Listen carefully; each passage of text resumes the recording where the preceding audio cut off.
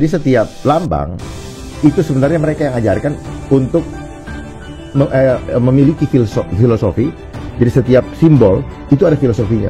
Karena makanya simbol itu selalu ada penjelasannya bahwa gambar ini menerangkan ini, gambar ini termasuk itu kan kenapa apotik gambar ular, WHO ada gambar ular juga kan? Itu kan simbol. Berarti ada makna di balik itu.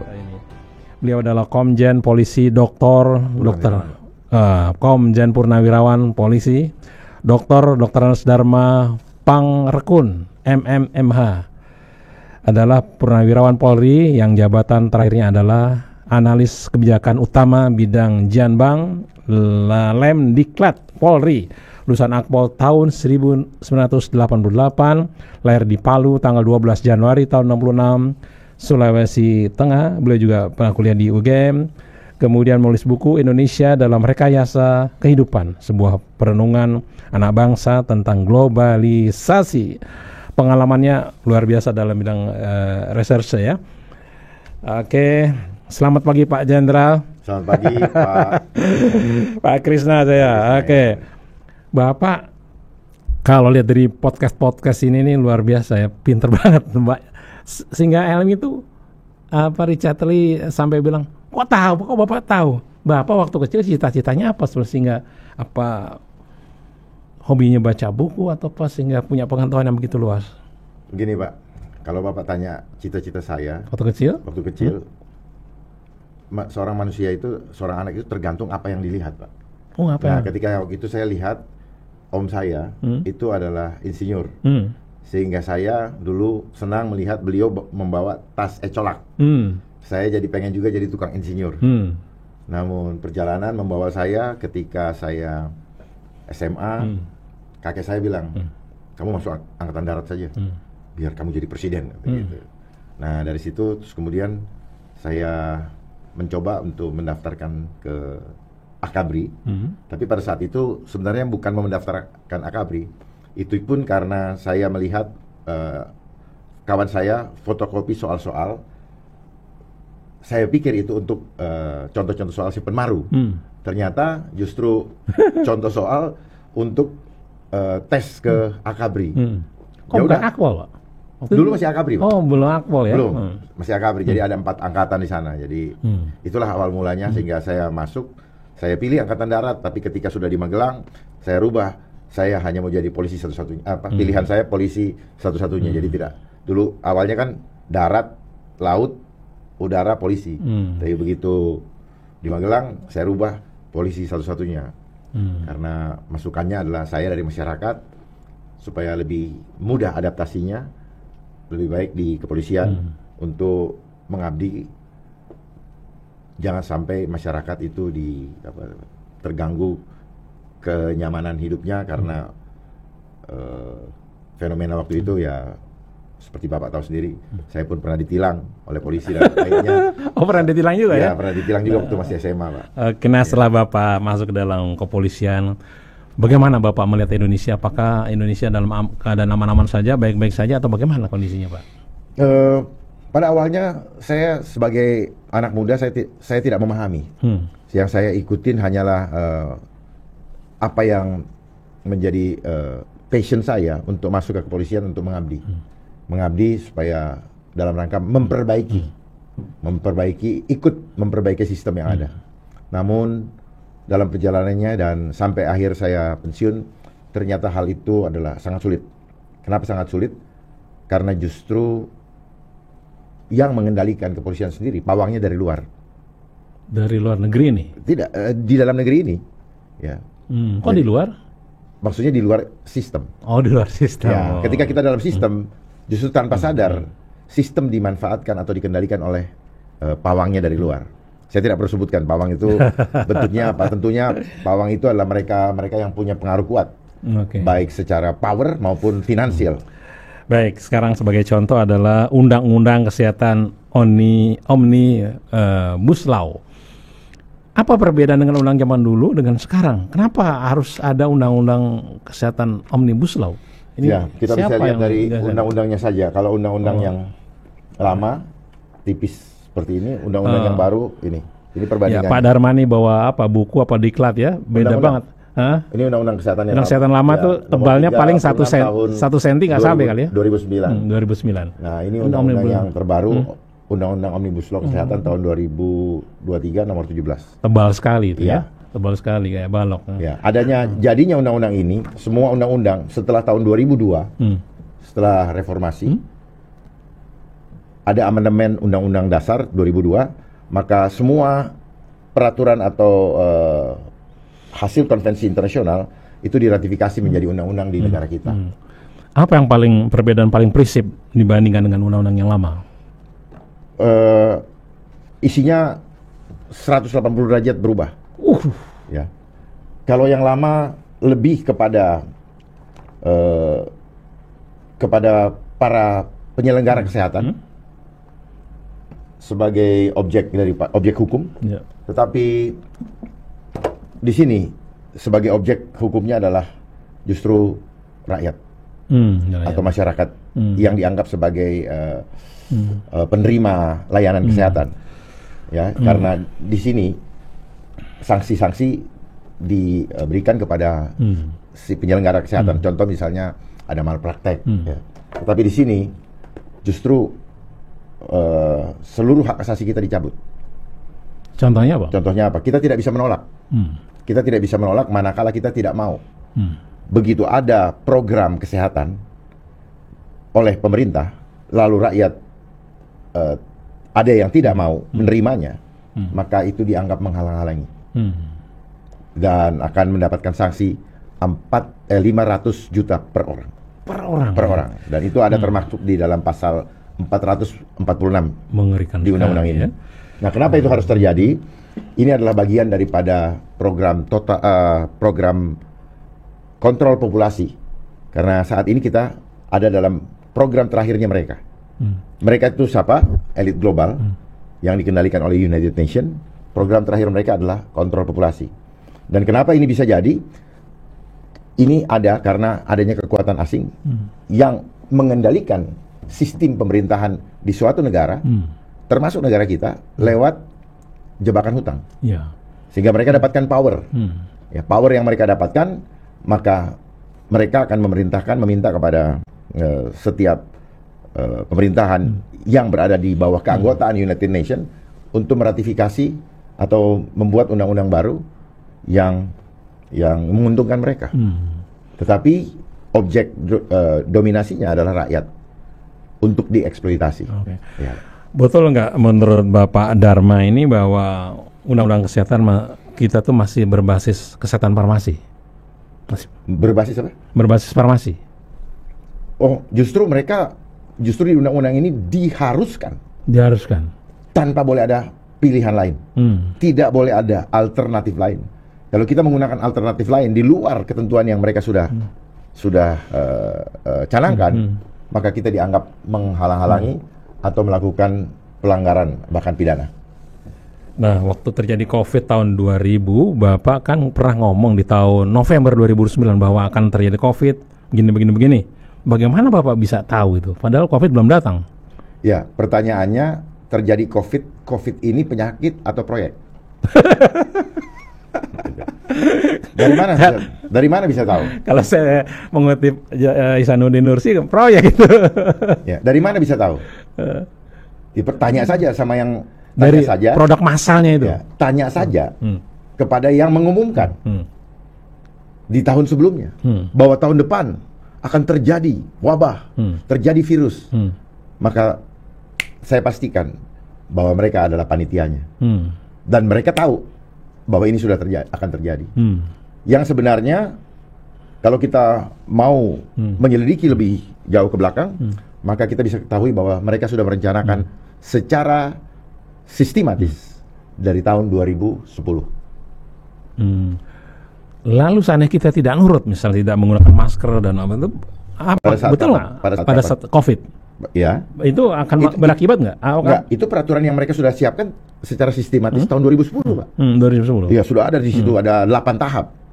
Pakai masker, cuci tangan, jaga jarak. Setelah itu tetap harus di-enjus. Jadi pakai masker tidak ada gunanya Cuci tangan juga tidak ada manfaat. Masker produk Make Money. Ya, terus apa lagi tuh? Cuci tangan. Sabunnya. Tangan. Ya, sabunnya dan ada semprot-semprot itu kan. Itu Make Money lagi. Ya, terus kemudian jaga jarak. Jaga jarak tujuannya apa? Supaya kita tidak saling memuliakan manusia, Pak. Supaya kita tidak bisa saling menolong. Mereka membangun alasan jaga jarak. Sampai di tempat-tempat beribadah pun jaga jarak. Oh, itu sengaja. Artinya apa? Ini adalah produk politik. Jadi COVID adalah proyek politik global. Tapi kan lalu hari bisa diselesaikan, berhenti COVID.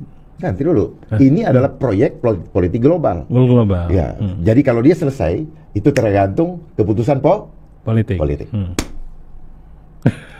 Nah, bagaimana menyelesaikannya? Stop tes, bubarkan satgasnya. Jangan kasih uangnya, nggak ada yang kerja. Stop. Ada yang bisa bantah? Tesnya stop, persoalan stop. Apa nggak mengakibatkan kenapa-kenapa terhadap kesehatan kita? Bapak percaya Tuhan nggak? Percaya dong, Pak. Itu yang saya tadi omong, Pak. Bahwa sains ini adalah cara mereka untuk menggiring kita untuk tidak percaya kepada pencipta yang menghadirkan kita di dunia ini. Tapi percayalah kepada manusia-manusia yang memiliki rencana jahat di balik itu. Yang mereka adalah juga ciptaan Tuhan. Yang mereka sendiri tidak bisa menyelamatkan dirinya.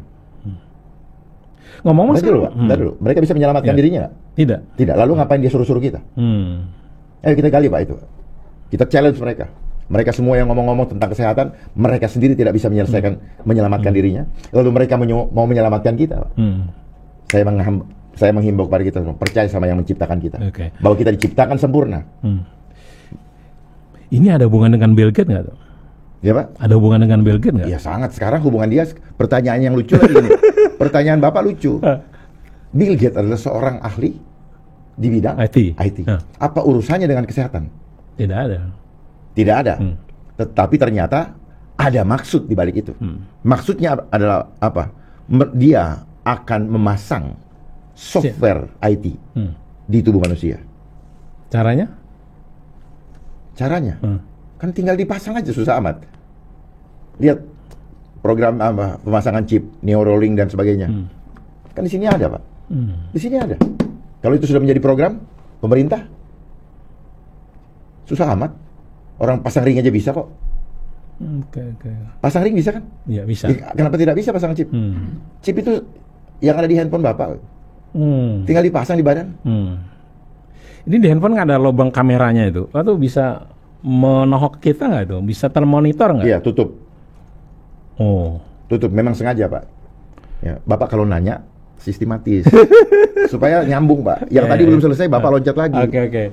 Nanti Bapak, nanti pemirsa nggak bisa dapat, Pak. Oke. Ya, jadi tadi kenapa bilang mereka mau pasang itu? Bapak harus kritis bertanya, kenapa Bill Gates harus ngurusin kesehatan? Kenapa Bill Gates? Tadi, karena dia mau pasang chip. Gitu loh, Pak. Dia berkepentingan untuk pasang chip karena dia adalah bagian level ketiga dari kekuatan elit global untuk menjalankan program kontrol populasi.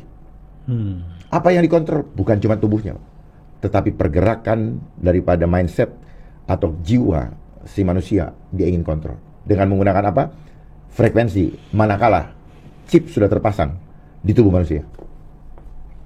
Bahkan nanti kalau chip sudah terpasang di tubuh manusia, tidak lagi Bapak perlu menggunakan HP di tangan.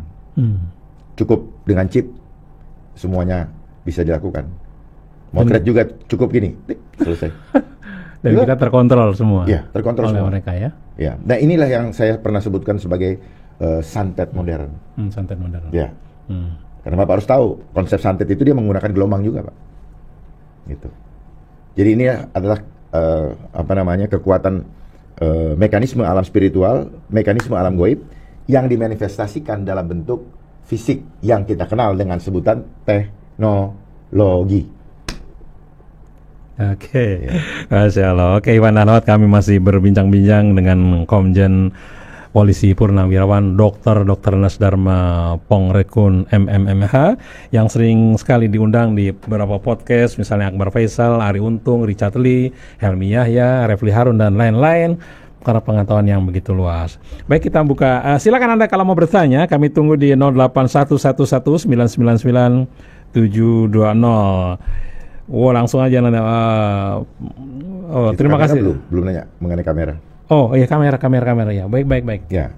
Ini handphone ini, gadget itu adalah artificial intelligence. Artificial intelligence. Ya. Jadi ini adalah alat untuk menginteli kita, gampang begitu. Bodohnya kita terhipnotis, dirayu dengan kecepatan di dalam mencari informasi, kenyamanan di dalam berkomunikasi. Kita pikir nyaman, ya. Terus dulu adalah barang lux, tapi ternyata ini kita beli sebenarnya untuk menyusahkan hidup kita. Contoh yang paling menyusahkan apa? Semua kelakuan Bapak ketahuan di situ semua. Oh. Bapak tidak punya ruang untuk sembunyi. Seolah-olah dari orang lain, manusia lain tidak tahu. Tetapi sistem ini mendata Bapak punya kelakuan semua dan menganalisa habit atau kebiasaan hidup Bapak atau kita semua. Sehingga berguna juga buat marketing, buat dan hasilnya macam-macam. Semakin membuat manusia tidak beradab. Kita bisa buktikan. Semakin membuat orang tidak beradab. Tapi termasuk Bapak juga tidak bisa menghindar ya? Saya tidak bisa menghindar. Tapi kalau kita tahu, kita bisa pakai ini untuk membalikkan keadaan. Oh ya? Ya. Bagaimana caranya? Ya, dengan memberikan literasi. Selama masih bisa. Tetapi kita harus paham bahwa kita akan kalah karena yang mempunyai jaringan mereka. Internet ini punya mereka, bukan punya bangsa kita, bukan punya negara. Disitulah jalur mereka mencuri semua data kita. Begitu kita masuk ke internet, maka di situ diambil semua. Internet itu internal net itu jaring, Pak. Begitu jalurnya Bapak lewatin, maka seluruh data kita mereka ambil. Jadi supaya HP kita ini aman dari apa yang bisa dilakukan? Nggak ada resepnya aman. Karena ini alat jebakan, Pak. Paling tidak kelakuan kita yang baik-baik saja. Jangan pakai. Pakai lem manual. Kalau perlu telepon seperti zaman dulu lagi, telepon biasa. Oh. Dan kehidupan kita informasi banyak masuk, tapi tidak semuanya bermanfaat. Dan kita punya tubuh rusak karena ini tanpa kita tahu.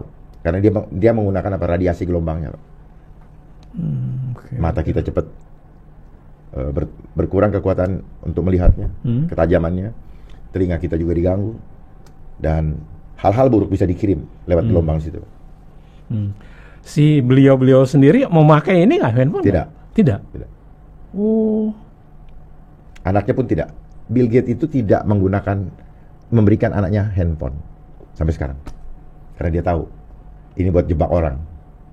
Ya, kelakuan orang kalau sudah pakai handphone ini hilang adabnya, Pak. Betul?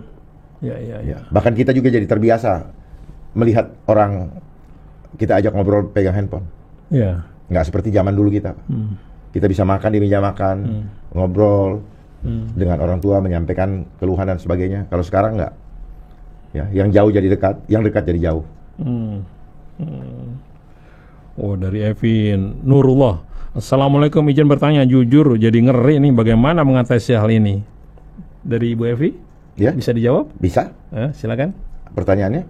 Itu izin bertanya, jujur jadi ngeri mendengar penjelasannya, bagaimana mengatasinya? Mengatasinya rakyat harus bersatu. Tidak ada jalan lain, rakyat harus bersatu agar supaya kita bisa bangkit menolak. Karena kalau rakyat tidak bersatu, maka begitu ini diberlakukan, dan mungkin tidak lama lagi, karena sebentar lagi akan muncul yang namanya WHO Pandemic Treaty.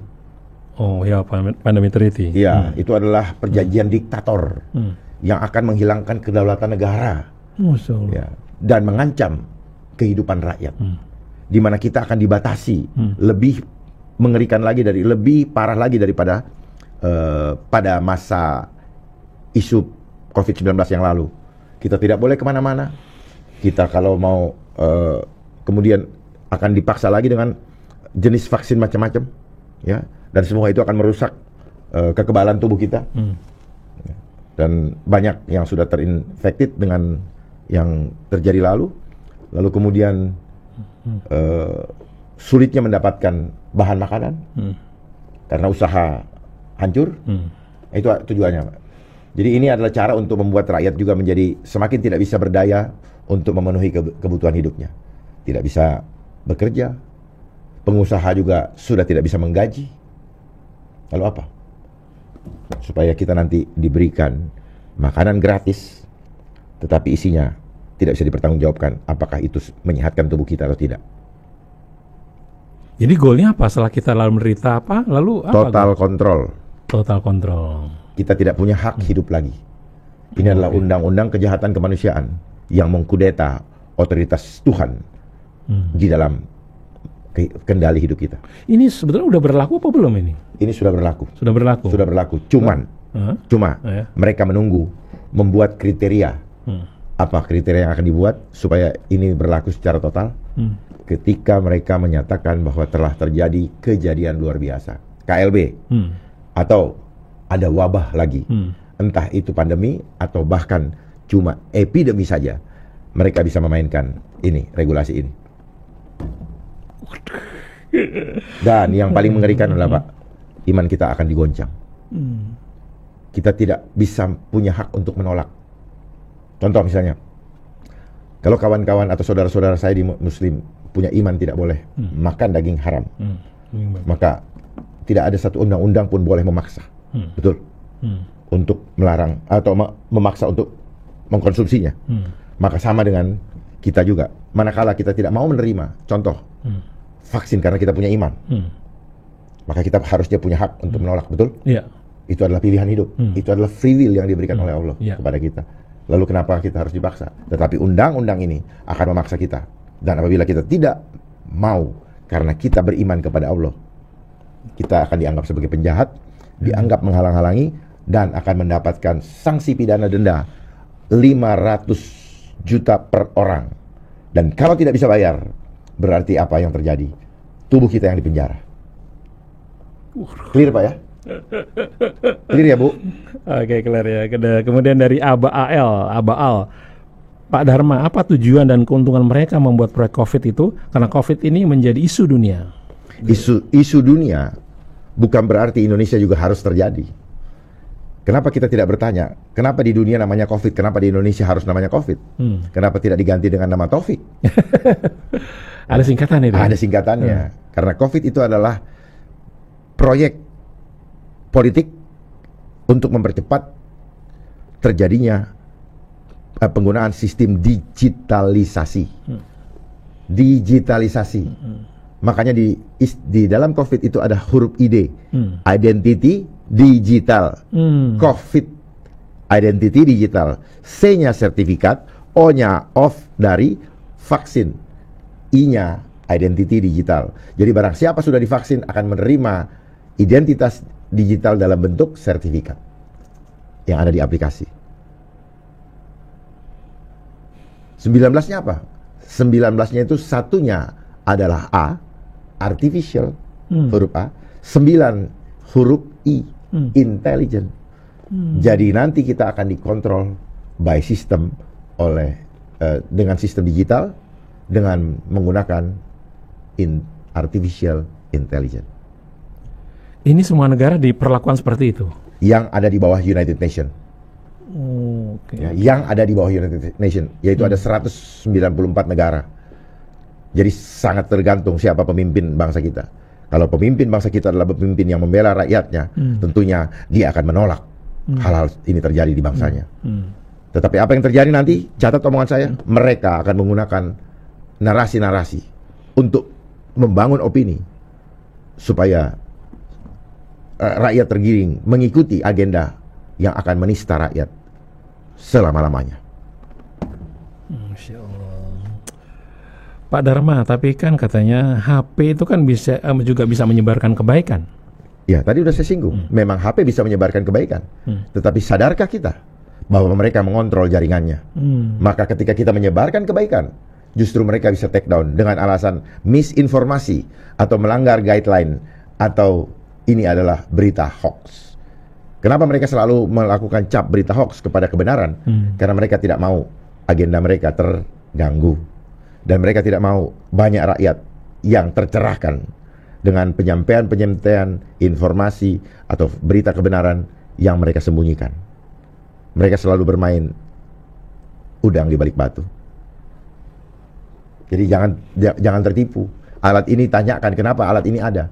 Alat ini ada memang udah disiapkan oleh mereka. Untuk apa? Untuk merubah peradaban bangsa yang merasa bangsa modern. Akhirnya kita menjadi budak yang dikontrol dengan teknologi. Teknologi itu apa? Teknik tanpa logika. Teknologi.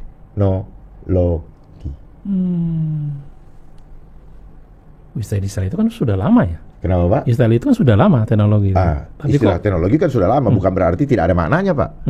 Setiap mereka membuat istilah, pasti ada latar belakangnya. Pasti ada filosofinya.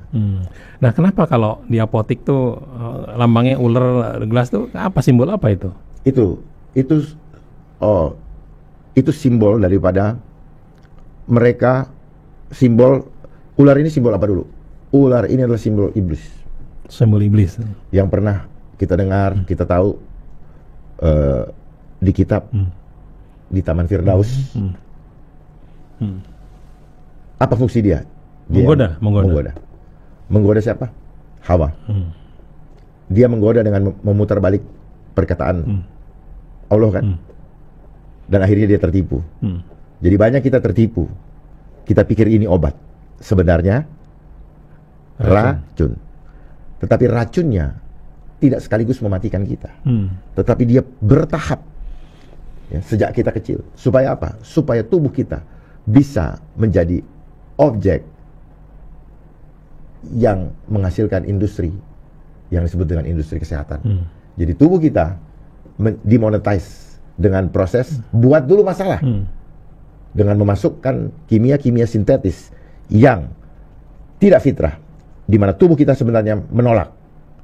Ya, cuman karena kita tidak punya pemahaman yang benar, karena selama ini kita tidak tahu lagi bahwa ketika kita sakit kita harus lari kemana, itu menunjukkan bahwa iman kita sebenarnya tidak ada. Kita ngomong beriman tapi kita tetap lari ke mereka yang ada lambang ularnya. Padahal kalau kita percaya, kita tahu mekanisme tubuh kita itu punya kemampuan regenerasi, bahkan sel kita mempunyai kemampuan memperbaiki diri, maka sebenarnya kita cukup dengan mengkonsumsi hal-hal yang alami, yang Tuhan sudah sediakan dari alam. Seperti pada zaman para nabi dulu, yang disebut tabib. Gitu, Pak. Oke. Ya, silakan yang mau bertanya, kami tunggu. Masih bersama Komjen Polisi Purnawirawan Dr. Anas Dharma Pongrekun, MMMH. Beliau adalah Purnawirawan Polri yang jabatan terakhirnya adalah Analis Kebijakan Utama Bidang Janbang Lemdiknas Polri, lulusan Akpol tahun 1988. Termasuk mantan BSSN. Oh iya, BSSN. Itu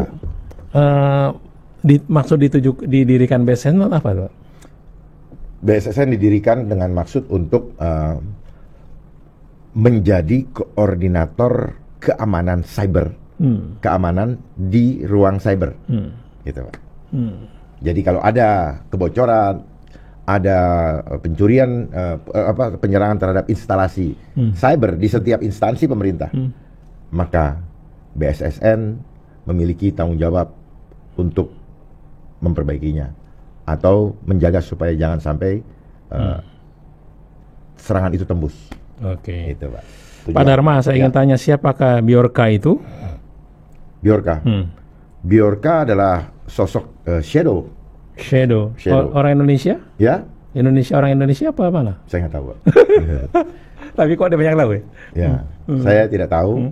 Namanya Shadow, sama seperti permainan elit global. Elit globalnya tidak pernah kelihatan. Ya. Tetapi dia bekerja secara mereka tidak memiliki badan hukum, tetapi mereka ada di mana-mana. Gitu, Pak. Oke. Dari Mama Romi, Ciracas, Assalamualaikum.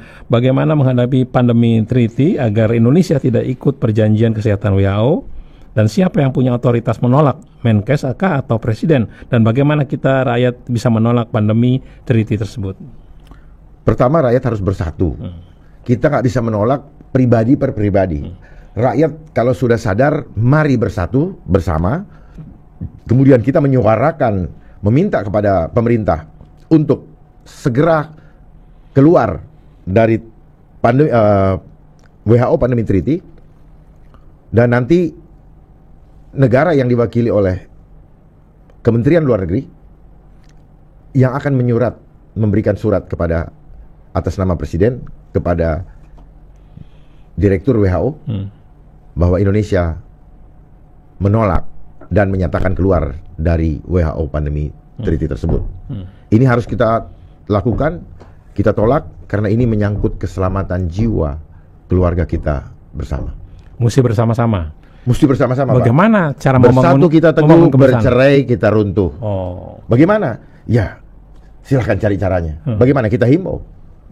Ya, masalahnya, pertanyaannya, punya nyali atau tidak? Sekarang rakyat sudah tidak punya nyali karena sudah dipecah-pecah oleh sistem, dipecah-pecah oleh perbedaan. Itulah cara mereka untuk melakukan adu domba di dalam kehidupan kita. Dan kita hidup berdasarkan seragam. Kalau beda seragamnya, beda mereknya, kita bermusuhan. Hebat.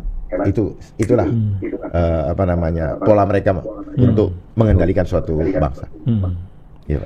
Dulu saya kalau jalan ke Bogor ya, dari misalnya dari Jakarta ke Bogor, itu setiap ini pemandangan beda-beda tuh. Cibinong beda, Cisalak beda. Apanya beda-beda? Kalau di Cisalak misalnya Cibinong tuh banyak jualan layang-layang, kemana-mana sih punya ciri khas gitu tiap kota. Sekarang semua sama. Apanya sama ya? Ya misalnya ada Indomaretnya, ada Alfamartnya, ada itu, semua pemandangan sama. Kalau dulu kan beda-beda tiap, jangankan sampai punya keunikan. Keunikan. Sama juga kita dilahirkan ke dunia ini oleh Tuhan, dihadirkan oleh Tuhan ke dunia ini. Itu dengan keunikannya masing-masing. Tetapi sistem dunia ingin keunikan kita tidak muncul, sehingga kita disuruh mengikuti sistem edukasi untuk mendoktrin dan menyeragamkan mindset kita melalui ilmu pengetahuan umum. Umum itu maknanya apa? Seragam. Makanya kurikulumnya dari tahun ke tahun seragam. SD 6 tahun, SMP 3 tahun, SMA 3 tahun. Itu semua di luar negeri ya seperti itu. Itu yang bikin siapa, Pak? Yang bikin ya mereka. Loh, berarti sudah lama dong. Iya, yang membuat ini diawali oleh Rockefeller Foundation untuk menyeragamkan sistem di dunia, sistem pendidikan di dunia.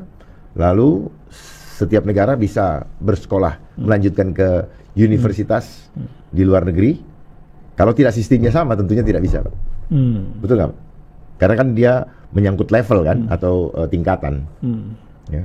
Nah, kelas 12 boleh. Ada yang pakai kelas 12, ada yang dibagi SD, SMP, SMA. Gitu, Pak. Selamat pagi. Bapak tidak tanya. Tujuannya apa? Tujuannya? Supaya kita jadi budak.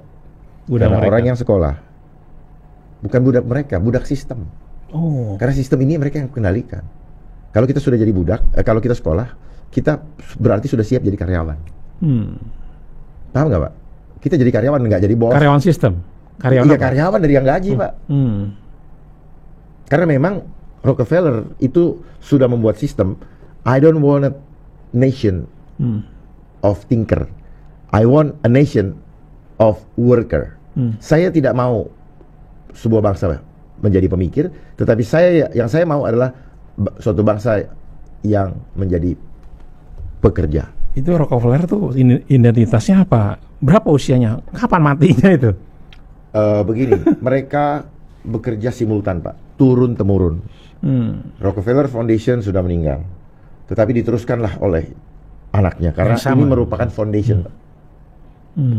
Makanya konsep foundation atau yayasan itu sebenarnya adalah konsep di mana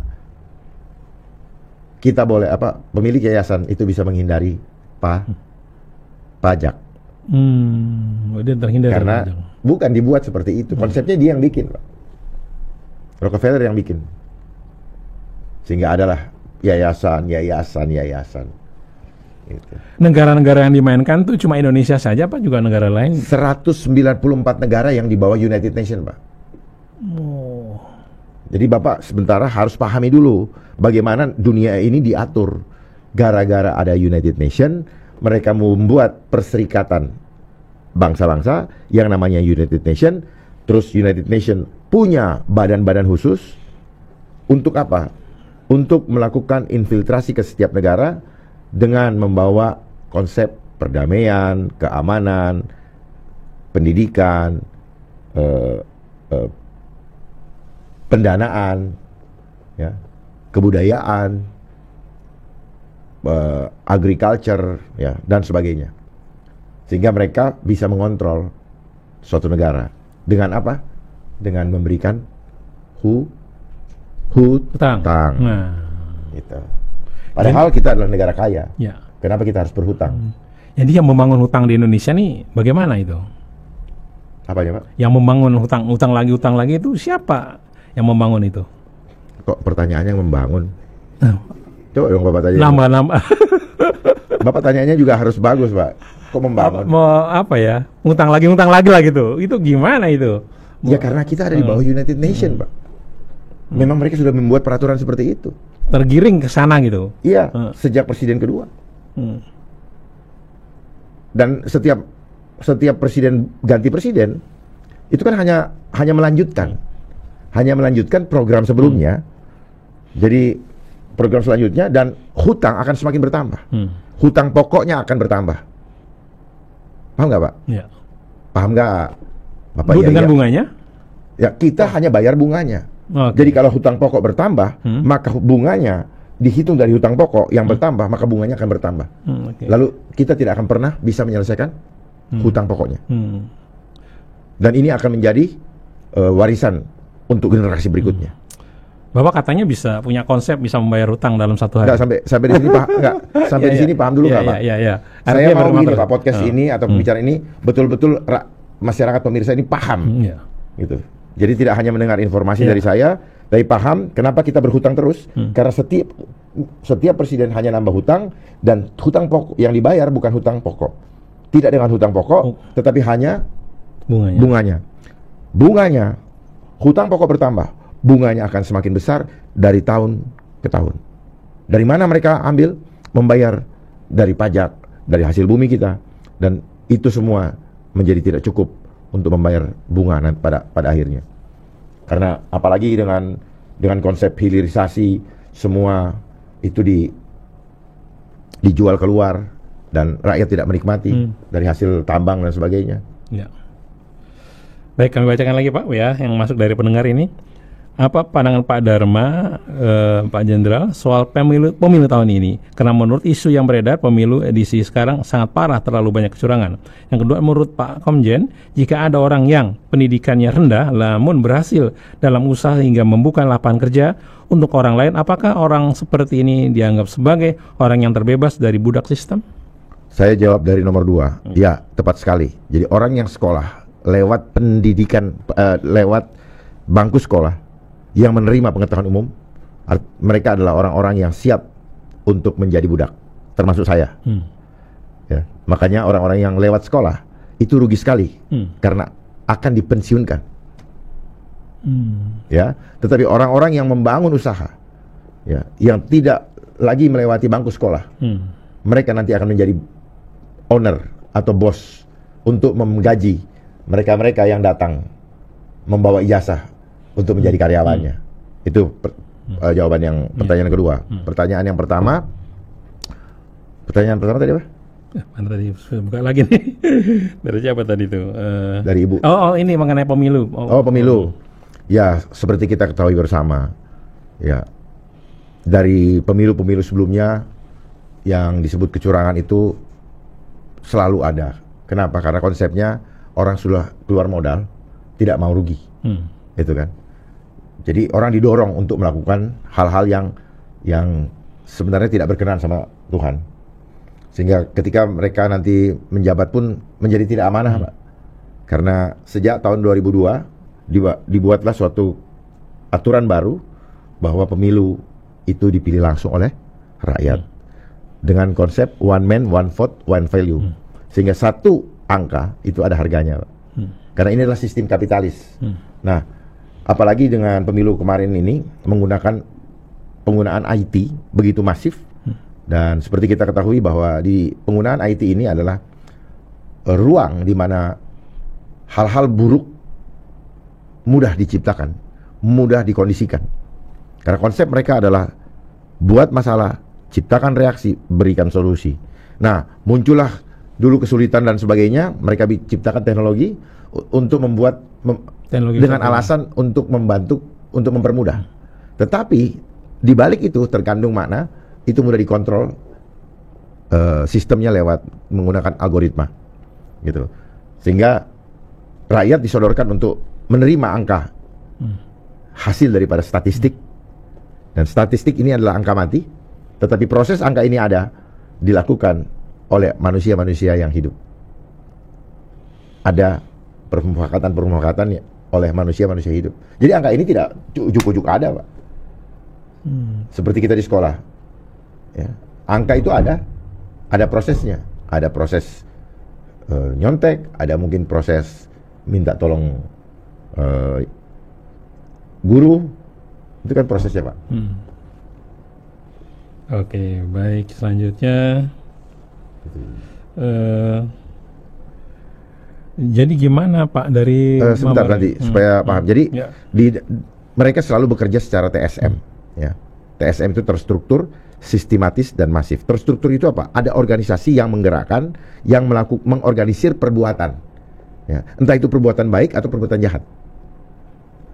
Nah, perbuatan tadi mereka wujudkan dengan memanfaatkan sistem yang ada, baik sistem apa saja, entah itu melalui sistem pemerintahan, entah itu melalui sistem digital, atau sistem apa saja, dan dampaknya itu masif dirasakan, entah dirasakannya menyenangkan, entah dirasakannya merugikan. Itu Pak. Ya. Oke. Pak Dharma, apakah produk-produk yang dari luar yang beredar di Indonesia itu memiliki simbol-simbol yang punya arti tertentu? Misalnya McD, Pizza Hut atau apa? Ya. Starbucks. Ya, ini kan kita harus ketahui bersama bahwa produk-produk yang multinasional, yang multi internasional seperti itu, mereka namanya lambang itu pasti ada maknanya, Pak. Seperti lambang Bapak ini ada maknanya. Burung Garuda juga ada maknanya. Jadi setiap lambang itu sebenarnya mereka yang ajarkan untuk memiliki filosofi. Jadi setiap simbol itu ada filosofinya. Karena makanya simbol itu selalu ada penjelasannya, bahwa gambar ini menerangkan ini, gambar ini termasuk itu kan kenapa apotik gambar ular, WHO ada gambar ular juga kan, itu kan simbol. Berarti ada makna di balik itu. Pertanyaan lanjut. Kan pertanyaannya apakah ada maknanya? Ada. Setiap orang bikin apa namanya simbol atau badge di baju kita atau gambar tengkorak itu kan ada maknanya, Pak. Apa saja ada maknanya. Seperti saya pakai baju seperti ini kan ada maknanya. Itu macan tuh. Bukan macan. Ini singa. Singa. Ya, selalu ada maknanya. Apa yang ingin? Saya mau tanya, Bapak baju itu ada maknanya nggak? Putih. Ya, ada maknanya. Ya. Jadi setiap simbol ada maknanya. Bapak menggunakan simbol. Walaupun putih ya. Itu simbol. Kan Bapak mau menunjukkan bahwa Bapak punya hati suci, putih, ya kan? Terus pakai kayak koko, bahwa Bapak adalah Muslim, kan gitu. Itu kan simbol, Pak. Simbol ya. Iya. Ya, rambut Bapak juga simbol. Betul tidak? Iya, betul. Bahwa rambutnya Bapak menunjukkan bahwa Bapak sudah matang, ya kan? Oke. Makanya merek mobil pun beda-beda kan, menunjukkan bahwa ini adalah produksi dari siapa. Tetapi di balik lambang-lambang itu ada makna spiritual yang mereka miliki. Gitu, Pak. Oke, bagaimana kita cara menolak farmasi dengan menggunakan obat-obat alternatif? Bagaimana menolak? Menolak obat-obat farmasi.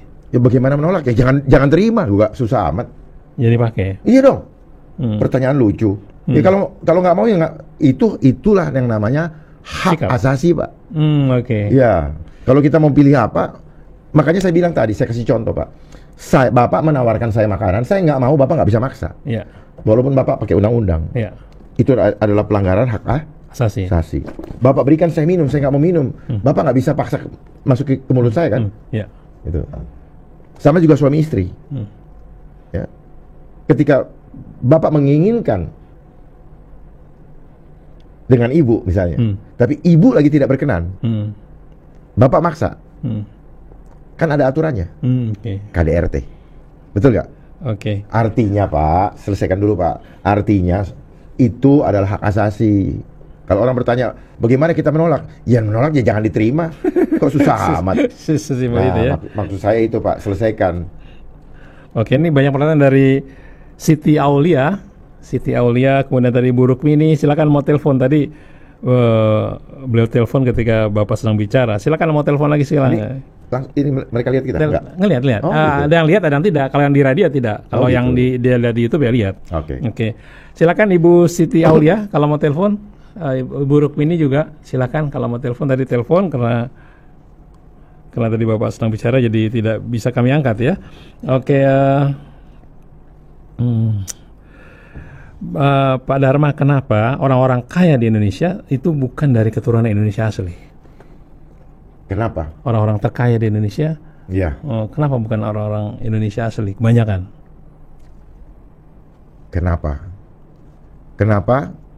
Karena begini, kan ketika itu negara kita ini kaya, kita manja dan merasa bahwa seperti lagunya Kus Plus, tongkat ditanam jadi tanaman, tongkat ditancap jadi tanaman. Jadi membuat kita menjadi tidak tertantang dengan Bapak ini saya biar sayanya passion. Membuat orang tidak tertantang untuk menjadi hidup dalam pertarungan keras. Ya, kita lebih leluasa. Mau sekolah, mau masuk pemerintahan. Sementara mereka pendatang tidak diberi kesempatan ketika itu, Pak, untuk bebas berpolitik. Mereka hanya diberikan ruang untuk berbisnis, berdagang. Ternyata ya, mereka banyak yang nggak sekolah, Pak. Tetapi hasil dagangan itu ternyata didemenin sama orang-orang pribumi yang menjadi pegawai negeri. Sehingga ruang mereka lebih luas. Karena mereka dagang, mereka lah yang disuruh mengolah. Kita dulu tidak punya pengetahuan untuk berdagang. Ya karena apa? Segala sesuatu sudah tersedia di sekitar kita, betul? Tapi mereka berusaha untuk mencari cara untuk bisa menghidupi diri mereka. Ya caranya adalah berdagang. Makanya mereka sudah, ketika pasar bebas dibuka, mereka lebih siap dari kita. Kita masih mengandalkan pengetahuan di sekolah, yang ujung-ujungnya minta melamar ke tempat orang kerja, dan yang menggaji mereka, Pak. Kan tadi saya bilang, orang yang sekolah siap-siap jadi budak, jadi karyawan. Mereka nggak sekolah, mereka punya tempat kerja, mereka buka lapangan pekerjaan, Pak. Di situ rahasianya. Kita datang, Bapak kasih ijazah, gaji gua dong, terima gua dong, jadi karyawan lo. Mau gaji berapa? Kan ada tawar-menawar tuh gaji. Paham nggak, Pak? Ya. Bapaknya sendiri kayak bingung. Aduh, Masya Allah. Bingung kagum. Masya Allah. Nah itulah Pak, karena kita tidak terbiasa hidup keras, Pak. Oke Pak, ada pertanyaan dulu dari Ibu Rukmini. Halo, Assalamualaikum Bu Rukmini. Halo, Algi tolong diangkat Ibu Rukmini, telepon. Iya, Pak. Ya, halo. Ya, Assalamualaikum Bu Rukmini. Waalaikumsalam. Silakan Bu Rukmini. Kalau handphone yang jadul apa masih merusak ya, Pak? Ya kan punya tuh handphone jadul yang nggak bisa WA. Kalau teleponnya jadul apa tidak bisa dideteksi gitu? Iya, berarti dia nggak merusak dong, Pak. Oke. Itu aja. Jadi cuma bisanya SMS sama telepon doang. Itu handphone jadul. Sekarang internet dia nggak bisa. Oke. Nggak bisa WA. Itu saja. Baik, kami sudah tangkap pertanyaannya. Oke, terima kasih Bu Rukmini. Ya, sepanjang masih menggunakan internet tetap bisa. Oh. Jadi kalau tadi Ibu bilang nggak menggunakan internet, nggak mungkin karena Ibu beli pulsa. Ya pulsa itu adalah bahan bakarnya internet. Makanya tadi saya sampaikan bahwa internet ini adalah jalur untuk menjaring kita. Jadi begitu kan internet ini kan digunakan karena handphone itu kan tidak tersambung pakai kabel. Makanya kita menggunakan internet, dan internet ini adalah jalur yang dikuasai oleh asing. Jadi ini adalah ilmu signal, ya, yang sebenarnya itu adalah gambaran di tubuh kita itu ada signal. Cuman karena kita tidak memahami kemampuan kita, makanya dulu ada orang bisa namanya ada teleportase, telepati, tetapi kita tidak paham. Kenapa tidak paham? Ya karena pendahulu kita sudah tidak menurunkan ilmu itu kepada kita. Kenapa? Karena kita pengen jadi manusia modern, duduk di bangku sekolah, kita nggak sadar bahwa justru di bangku sekolah terjadi pembodohan mindset kita untuk membuat kita menjadi budak daripada modernisasi, daripada teknologi. Makna modern itu adalah mode, membuat era, nation, bangsa. Jadi merubah peradaban bangsa. Itulah modern. Gitu. Jadi jangan bangga jadi orang modern. Orang modern itu cengeng. Oke, baik, dari Bu Femi. Pak Dharma, kapan kita punya pemimpin yang mencintai rakyatnya dan tidak disetir oleh negara lain? Karena kita bangsa ini banyak punya orang pintar, beretika seperti Pak Anies, Pak Dharma, masih banyak yang lainnya. Hingga kapan kita masih didikte oleh kelompok yang tidak bermoral ini? Terima kasih. Dari Bu Femi. Sebenarnya mau yang mendikte kita itu tidak bermoral, kalau kitanya bermoral, maka kita tidak mau didikte. Kan gampang. Persoalannya kita tergoda dengan uang di balik proyek-proyek yang ada. Proyek-proyek mana? Lah, ketika seseorang jadi presiden, itu kan sebenarnya mereka memainkan proyek global. Uangnya dari sana, ini proyeknya, ini programnya. Jadi yang dijalankan itu sebenarnya kita menggunakan uang dari pinjaman, Pak. Makanya tidak mandiri. Makanya saya menganjurkan siapapun presidennya, ayo beranikan diri bayar hutang. Konsepnya mudah kok, hanya dalam 1 hari kalau mau. Pertanyaannya mau atau tidak. Mereka tidak mau karena janji untuk naik jangan bayar hutang. Supaya kita peres dari rakyatmu, supaya rakyatmu tetap bisa kita kendalikan. Bagaimana cara mengendalikannya? Peres lewat pajak, naikin pajak, lihat aja. Bahkan ada kemarin saya dengar itu salah satu menteri mengatakan bahwa rakyat sudah memilih untuk melanjutkan naikkan pajak. Itu sama dengan mencekek leher rakyatnya sendiri. Dengan memberikan beban berat, ibarat orang ditarik, digeret, taruh di pohon, ditaruh bandul batu, badannya naik, batunya turun, lehernya cekek. Oke. Pertanyaan selanjutnya dari Bapak Agus Sudrajat. Mohon pandangan Bapak Dharma perihal rencana penyebaran nyamuk bokasia yang di beberapa tempat. Rencana udah disebarin kok. Udah sebar di Bali? Udah. Ya di Bali kan karena kami berbicara waktu itu. Tetapi sekarang karena kita banyak ngomong, kita tolak, ya mereka diam-diam, siapa yang tahu. Gitu. Jadi rencana itu adalah rencananya Bill Gates sendiri, Pak. Gitu. Rencana Bill Gates. Gitu. Nah, lu baru jadi Jadi pertanyaannya tidak up to date. Jadi gimana sikap kita nih? Dari tadi saya bilang bersatu. Jangan hanya jadi pertanyaan dan jangan hanya biasakan dalam diskusi ruang ber-AC seperti ini. Mari siap-siap melepaskan kenyamanan kita baru bisa. Kalau kita masih mau nyaman, kita akan selalu takut kehilangan kenyamanan kita. Itulah alasan saya WHO Pandemic Treaty ini akan mengambil semua kenyamanan-kenyamanan yang kita pertahankan selama ini. Ketika itu diberlakukan, maka kita tidak punya lagi kesempatan untuk menyelamatkan bangsa ini. Oke, gitu, baik. Ya, sayang sekali kita sudah dibatasi oleh waktu nih. Soalnya banyak sekali pertanyaan yang belum terjawab nih. Ya, tapi saya juga mau menyampaikan, Pak, bahwa perlu diketahui bahwa saya akan membela rakyat dengan maju menjadi cagup DKI, ya itu. Apa konsep Bapak yang paling Bapak unggulkan? Nanti dulu. Soal konsep nanti dulu, Pak. Karena konsep ini gampang. Saya ingin menyelamatkan nyawa rakyat Jakarta. Karena setelah WHO Pandemic Treaty ditandatangani dan ini diberlakukan, maka kehidupan kita tidak akan seperti dulu lagi dan tidak akan baik-baik saja. Dan saya maju untuk membela para rakyat DKI supaya apa? Kita masih bisa menunda, bahkan kalau perlu kita bersatu untuk menolak semuanya ini, semua penganiayaan akan dilakukan di depan lewat sistem. Ini yang penting Pak daripada semua pertanyaan Bapak. Karena waktunya sangat singkat. Kalau Bapak atau rekan-rekan atau saudara-saudara di sini ingin menyelamatkan keluarganya, mari bergabung dengan saya. Caranya adalah fotokopi KTP, foto KTP, lalu isi surat dukungan dan kemudian buatkan video mendukung, karena saya akan maju lewat jalur independen. Tidak melalui partai. Kenapa kalau partai? Karena saya tidak punya uang. Kalau saya punya uang berarti saya harus kasih mahar. Kalau saya punya uang berarti saya dapat dari mana? Kenapa rakyat tidak pernah bertanya uangnya mereka dari mana sih? Bertanya Pak, tapi senang menerimanya. Ya, 200.000, 300.000 dan mulut kita, hak kita diambil untuk 5 tahun. Dan begitu terus berlangsung. Apakah itu terjadi dengan sendirinya? Tidak. Itu adalah cara sistem membentuk karakter rakyat supaya pragmatis, dibikin susah supaya mau dibeli. Jadi jangan pernah berharap bagaimana menghadapinya, bagaimana menolaknya kalau kita sendiri punya mental murahan. Terima kasih Pak. Terima kasih. Terima kasih. Sampai berjumpa di pertempuran ke depan.